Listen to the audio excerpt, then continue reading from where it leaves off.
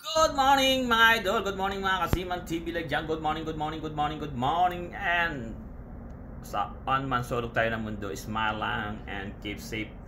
At yun nga pala ay mayroon akong konting isi-share for this vlog. Ito ay tungkol dun sa ball filter backwash ng main engine natin. Ito ay papalitan natin ang o-ring at saka yung seating ng ball valve.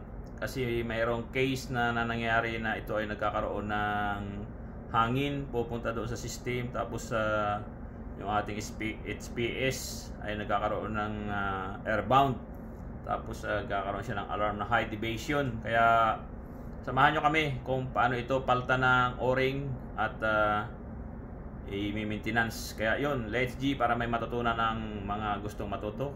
Dito lang kay Siman Tilag 77 lag bulol pa. Love you guys. Mama chup chup.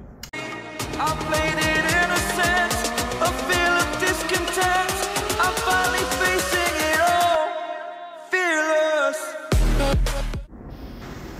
At nandito na nga tayo sa baba mga idol, at lagi lang ugaliin na tingnan sa instruction manual ang ating mga gagawing maintenance. At ito nga yung itsura ng ating ball filter mga idol. Yan po ay sa engine na ME Mitsui 6S50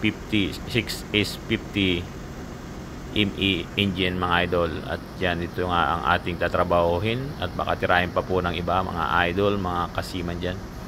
Yan po yung pinaka-ball valve dyan. Yan, sa loob po niyan meron po yung mga o-ring dyan at saka yung seating. At yan pong yan, cylinder na yan ay yan po ang maglalaman na ang hangin.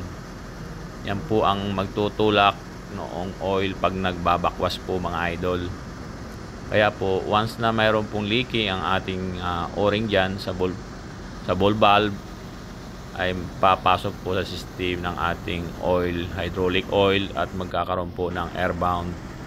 At yun po ay nangyari sa mga ibang barko. Kaya at ito po ay may maintenance natin. Titingnan natin kung kailangan ng palitan yung o-ring, kasi siguro nung pag deliver ng barko ay hindi pa ito napalitan. Kaya yun, at i-off ang power mga idol, i-off yan yung power, tapos isarado yung ating spring air. Yan yung spring air mga idol. Kasama dyan yung ating supply ng hangin doon papunta sa ball filter na backwash. At dito nga mga idol ay isasara din natin yung isa pang valve sa hangin para sigurado tayo na wala siyang pressure. At ang ating pressure gauge nga ay wala na siyang pressure na indicate. Kaya for sure, dandahan nila ang pagbaklas para ma-sure natin na wala na talaga siyang hangin. At yun nga, tatanggalin yung fittings para malaman natin kung talagang siya ay sure na safety at walang hangin sa loob mga idol. At pag natanggalan natin yung fittings na yan, yung connection ng hangin, ay pwede na po nating baklasin yung pinaka-ball valve ng ating ball filter. At sana ay ito ay makatulong doon sa mga magmamarine engineers dyan, at makita ninyo ito ang hitsura ng ating ball filter ng hydraulic HPS.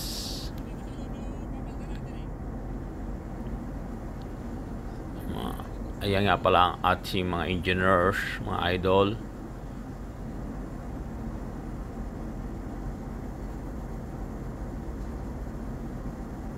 At yan, binabaklas ng ating mga good engineers. Lagi lang safety at ingat sa mga pagbabaklas. Yan, bali alin yan. Yung pinakang tornilyo niya ay alin. Tapos yung pinakang lock doon sa ball valve, bali yung sa baba, yun yung pinakang ball valve papuntang backwash, papuntang tanki. At ito na nga yung isang pinakang seating niya ng ball valve. Nandiyan nakapaloob yung o-ring at saka yung seating na teflon ng ating ball valve. dahil sa katagalan ay yan po ay paplat na yung ating magbi-brittle na yan, titigas na yung ating o-ring, at yung ating tiplon na seat ay lalapat na yan. Kaya yun, tanggalin muna natin yung front na seating, tapos yung ball valve tatanggalin natin, yung pinakang ball valve niyan. Iikotin nyo lang yan mga idol para umano doon sa channel niya para makalabas siya. Kasi sa pag-open, hindi lalabas. Kailangan isa sa close na position siya mga idol. Tapos yun, makukuha nyo na yan nga, nakuha na. At yan yung may sa ilalim yan, may circlip para matanggal natin yung pinakang driving mechanism na yan mga idol. Yun, nag-open and close na pinaka shop. At dito nga mga idol ay natanggal na natin. At yan yung mga o-ring na kailangan natin paltan. Yan, kabilaan. Tapos yung sa side, bali dito sa front ay 2 o-ring. At yung sa loob ay isa lang ang o-ring yan. At yung pinakang koneksyon ng ating hangin ay kailangan din paltan yan ng o-ring. Yan yung pinakang seating yan mga idol. Yan yung pinakang ball valve. Makikita naman ninyo mga idol. Yan, sa katagalan siyempre magkakaroon yan ng mga clearance. Yung ating o-ring ay flat na. Kaya yun, yan yung ating bago na spare, tapos yun yung luma. Tapos i-measure talaga kung siya ay kasukat, yung kapal, yung diameter ng bilog. Yan, kaya gamitan nyo ng caliper para makasure. Pero yan naman ay doon sa galing talaga sa maker. At sure naman yan, nakasukat talaga yan. Dahil yan pa yung original na spare parts na bago pagkasama sa pag-deliver ng ating barko mga idol. At pagkatapos nga na ating suriin yan lahat, check-upin, napalta ng mga o-ring, ng tiplon seat, ay yan po ay ating ikakabit na at para maibalik na sa normal ang ating ball filter, ball valve. Yan mga idol, kinakabit na nga natin yan at lagyan lang ng kunting grasa para mayroong pampadulas. Alam nyo naman, laging mas maganda pag may pampadulas, may ganon.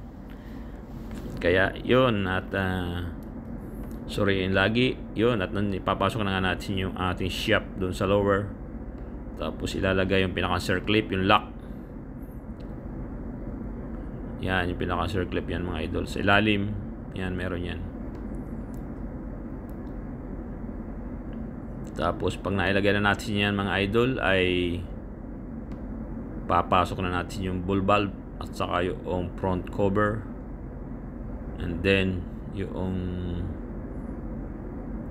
fittings. At pagkatapos po niyan ay titistingin kung okay ba ang ating ginawang pag-maintenance ng ball filter mga idol. At kumusta nga pala kayo dyan mga idol, at sana lagi lang kayong ingat dyan at safety lagi, at smile lang, happy lang lagi sa buhay mga idol. At I hope na ito ay makakatulong sa inyo mga idol, yung mga magmamarine engineer dyan. At kung hindi ka naman desidido sa video na ito, ay pwede mo pong i-skip or pwede rin i-share sa ating mga amigo para naman magkaroon sila ng idea sa machinery na ito mga idol. God bless us all always mga idol, and keep safe. At ito nga po pala yung ating bypass, tinanggal na rin natin yan. Ito ay fine filter mga idol, bali 2 klase na ang ating bypass filter dito. Yan, ito yung kabila yung mga idol, yung sa kabila in case na may trouble yung ating bakwas, auto bakwas. At naisara na nga yan mga idol, okay na, naisiting na, may pressure na yung ating gauge, bukas na ang hangin, kaya ready na. Yan, at yung ating panel ay naka-on na, may power na mga idol, and ready to go na naman mga idol. And sana ay makatulong ito sa inyo, and God bless and mabuhay, keep safe and smile. Ito po ang inyong lingkod, Seaman TV Vlog. Mwah mwah, chup chup, mwah.